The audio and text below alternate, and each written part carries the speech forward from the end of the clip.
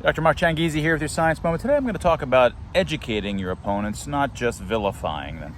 Now, I've seen a lot of folks on our anti-lockdown side, our pro-free expression side, often sometimes get frustrated, and many of them just, they're the enemy. The other side is the enemy.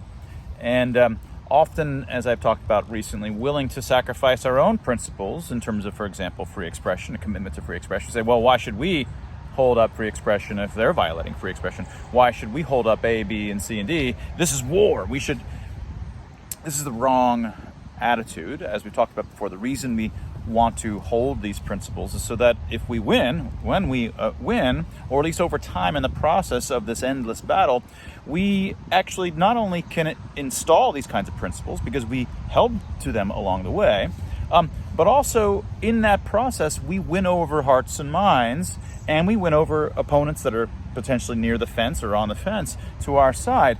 And over time, you may not feel like you're making a change, but a great book that you can read, and there's many books that will do the same thing, but Steven Pinker's Better Angels book, in the first third or fifth of it or so, is really nice in describing the extent to which the average person 100 to 1,000 years ago in those eras is not like us. They don't have the kinds of civil liberty bones that we have. They had no qualms about executing somebody, about sitting somebody on a cone and having them slowly sink until they're disemboweled and it comes through them over the course of many days.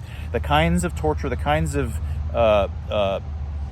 pain and suffering they're willing to put on folks, and the kinds of general authoritarianism that they were happy with was just rife. Everybody was completely happy with these sorts of things. The average person today may not have the kinds of civil liberty bones that we want them to have, and may not have an appreciation for free expression and for and so forth.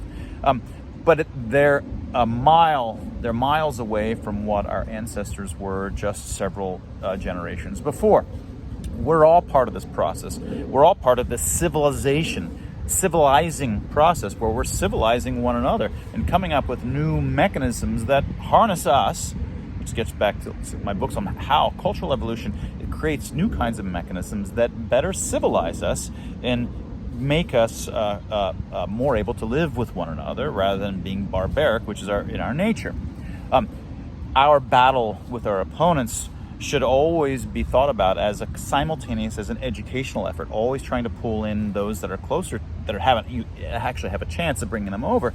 So while you're arguing, one, you don't want to treat them and vilify them as true enemies. Two, and you want to simultaneously educate them and don't give up. Don't declare war just because they don't hold the principles that you hold dear, that you're going to violate those very principles, because it's only by holding and sticking to those principles that the folks that you can sway are swayed. And that can change generationally in ways that you can't possibly notice in your own lifetime. But we've seen it when you look across many generations. We're part of a larger battle for civil liberties, for an appreciation of the restraints on government and the masses and the kinds of damage that they can do. And we're all a part of this, right? So I want you to try to take that to heart. As well as realizing we're all potentially susceptible to groupthink and so forth, and we don't really want to be part of a team at all. But we definitely often have opponents, and they're not our enemies per se. They are also our students. And that was your Science Moment.